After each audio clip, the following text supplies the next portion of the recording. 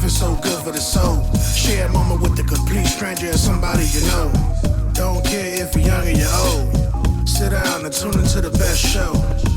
Lee bringing all the flavor. Interviews getting greater and greater with a nostalgic feel. You know she got the mass appeal. Word up. So I wound up auditioning. I go to Sunset Gower Studios and I'm auditioning for 227. What it was they had added, this was like toward the end of the run of 227. And you know how sometimes TV shows, what they used to do, I don't know if they do now, toward the end of the run, they start adding different characters or this and that, just trying to get some more life out of it. So they added this cat named Barry Sobel, as a comedian. But they gave him a roommate who was played by Stoney Jackson. You ever remember Stoney Jackson? Mm-hmm. Okay, so they had cast Stoney Jackson in this part, but they didn't like him. Mm. So what they were in the process of doing was recasting it, even though they had cast him. Mm-hmm. So I fly out to LA. I go to Sunset Gower Studio. I read for Mark Hirschfeld, and it was me and I don't know, 8, 12 other cats. Read for it, boom. I get a call back. Next day, 2 days later, now it's me and like 6 other cats. One of them was Orlando Jones. Then I get another call back. Now it's me and one other person. Then I get a call back. Now it's just me. And they say, well, what it is, they explain the situation. We cast this part, but we're not really completely sold on Stoney, or however they explained it. So we're looking to see if you might be the person. Okay, so now I audition for the parts, just me. They like me, but they still don't know. They still don't know. And they're about to start their new season. Mm-hmm. So they call, how did this work? So they called Stoney and Barry Sobel. That's what it was. Because Barry Sobel, who had the part, mm-hmm. and we were supposed to be his roommates, and still couldn't decide. So they called him in from vacation to fly back to LA because they still couldn't make their minds. So we were going to have to read with him mm-hmm. to see how the chemistry was. So now I go to NBC Studios in Burbank. I go there, Stoney's there, and Barry's in the room. And Stoney is pissed, which, I can't blame him, But he was like, all his people were there. And he goes and reads first. He walks out and he kind of sees me sitting there and kind of like glares at me. Like, well, I didn't do nothing, you know what I mean? It's like, So I go in and read for him. I read for the NBC executives and the people at Columbia Television at the time that produced it. So anyway, read for the part.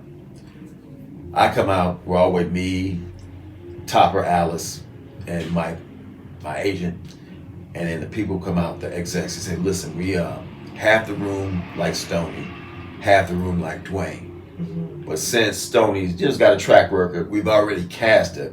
We're going to keep Stoney, but we'd like to offer Dwayne a holding deal.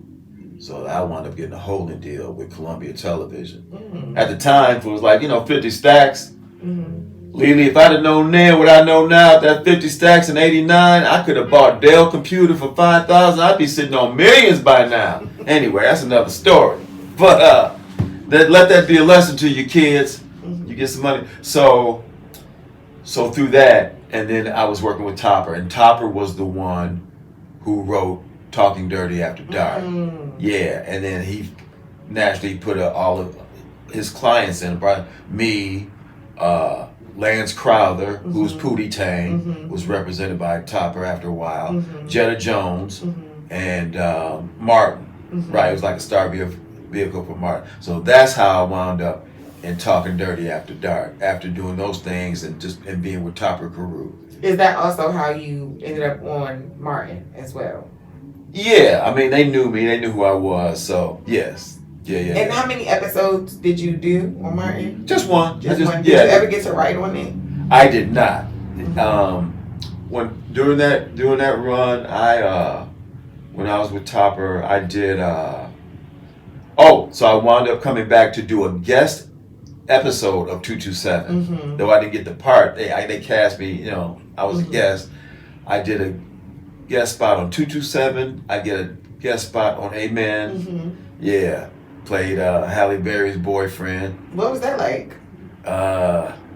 Surreal. Oh, but you know what? At the time, you know, because that's retrospect. I mean, Halle Berry wasn't who she is now. Mm-hmm. It was interesting. Yeah, sad and surreal. It's, you know, she was cool. Mm-hmm. She didn't get the jokes. Like I'd make, but I'm again my jokes. I'm not saying she don't have a sense of humor. She didn't think I was funny. Mm-hmm. That happens. Yeah, that happens. So you've worked with the likes of a lot of like people and heavy hitters. Mm-hmm. I do want to like, because Martin is one of my favorite like entertainers ever. What was it like working on Talking Dirty After Dark as well as Martin and just being in the LA comedy scene at that time? It was interesting. Martin, I mean, you know, we weren't friends. Okay. But, you know, I'd see him sometime because he'd be at Topper's crib or I'd be at his crib because their office was out of their house, you know. So you'd see anybody come walking out. I remember one time, and this was, again, years before she was anybody, I was walking into Topper's crib and out was walking a youthful, just got to LA, Nia Long. Mm-hmm. Yeah, because Nia Long's cousin used to work for Topper. Mm-hmm. And she said, that's my cousin. And you could say, oh, yeah. Mm-hmm. And so I guess she was there maybe having a meeting. I don't know. But you know, I went run into Martin every now and then, see him around a little bit. But when he started working on Talking Dirty, I don't know if Def Jam was out yet. Mm-hmm. I know he had shot it, Mm-hmm. so it was maybe about to drop. So, but it was interesting, you know, to see somebody, even during the time we were shooting the movie. I think that even from the time we started shooting the movie to the time we finished shooting, his stature had grown. Mm-hmm. You know what I mean? So it's an interesting thing. And sometimes it's interesting to see that. I can't even say that the change in people because I didn't know him well enough to know what he was. Mm-hmm. You know what I mean? And like I said, we didn't have that kind of relationship. Mm-hmm. But seeing sometimes the people around the people, Mm-hmm. that was like, oh man, is this what it is? Mm-hmm. You know, and you know, I mean, that's human nature, but it's like, yeah, to seeing some of the way some of the people around him changed or behaved. I should say, I don't say changed. I didn't know him well enough to know that. Mm-hmm. Yeah.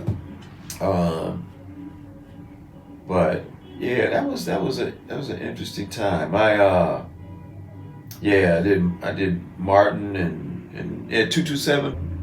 So we now have TV and we have a movie under your belt. Mm-hmm. What is life for Dwayne like as a comedian at this time? Like, are you still in LA? Are you coming back to Chicago? What's your comedic trajectory? Right now I'm in Chicago. I'm talking about at that right. Oh, at that time. Oh.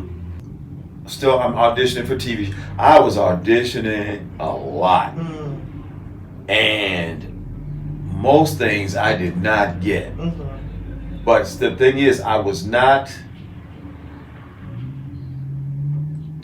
trained as an actor. But more than that, I was not trained in auditioning. Because those are two different things that you find out that, you know, you can be a trained actor and you could be a great actor and not be a great auditioner for whatever reason. Mm-hmm. So I didn't really apply myself as an actor. I didn't apply myself as far as addressing auditions, but I would get callbacks all the time. See, this was my problem, Lily. I would like the four things I did get. But what would happen is a lot of times I would audition, I'd get a call back, and the further up in the chain I got, the closer I got, the tighter I would get. The more pressure I would put on myself. You know what I mean? So I'd go in loose, so loose that it was fine. Well, we like you, call you back. Uh-oh. Turn up the pressure a little bit. Oh, we like this. I've been called back, like we'll call you back for the whomever, and then we'll call you back for the director, whatever. And then my auditions most times would just get worse and worse. Yeah, but what I could have done was I could have taken an acting class. I could have taken like an audition class. But my thing at the time was ego, in the sense of, well, I didn't have to take a class to learn how to do stand-up. I'm not going to take a class. Plus, just ridiculousness, ridiculous vanity. Plus, then when I make it, I can say, I never took an acting class. Who cares? First of all, and what am I talking about? I got problems. That's why I do comedy. Well, I appreciate your honesty and a solution-focused perspective with that. Like, recognizing that, like, yeah, I did have these challenges the further I got or closer I got to the situation, but I could have fixed it by taking classes of this sort. Yeah, and I can really appreciate that. Yeah, because, and then thinking back on it, yeah, maybe I didn't have a teacher per se to teach me stand up, but first of all, I paid such close attention to stand up and stand ups and how it is done and the technique you study. Plus, you have a chance to do it much more often. You know, so that is your class. Yeah. So if I'd have had that perspective then, maybe I'd have been more amenable to taking it. Because actually, when I first got to LA to audition for 227, there was this cat named Bill that Topper and Alice had gotten, an acting coach. So he did kind of walk me through some things over time before I did my audition. So I actually did have an acting coach to some degree. And if I had remembered that, you know what I mean? Because I could have got a lot more. I'm not saying certainly I wouldn't have got everything, but I'm firmly convinced put it this way, there was one thing, at least one thing, but probably more than that was mine to lose. This is the stuff I used to get. One time they called me to do a different world. They had me come directly to the set and like come down onto this. Usually, you go to an office and you do for the casting director. They had me come directly to the set where they were shooting the show, and I auditioned for Debbie Allen. I'm just sitting there while, and she directs and produces. So if she says you're good, then I'm on the show. Lily, audition was horrific. But again, I would be at the point that would recognize something enough to we're going to bring this brother right to set. And then it was a disaster. It was between me and this cat named Louis Dix. And Louis got the part, which he deserved it. Because what was the role that he got? I don't even remember. I think the role was man who wouldn't choke at auditions. He nailed that. So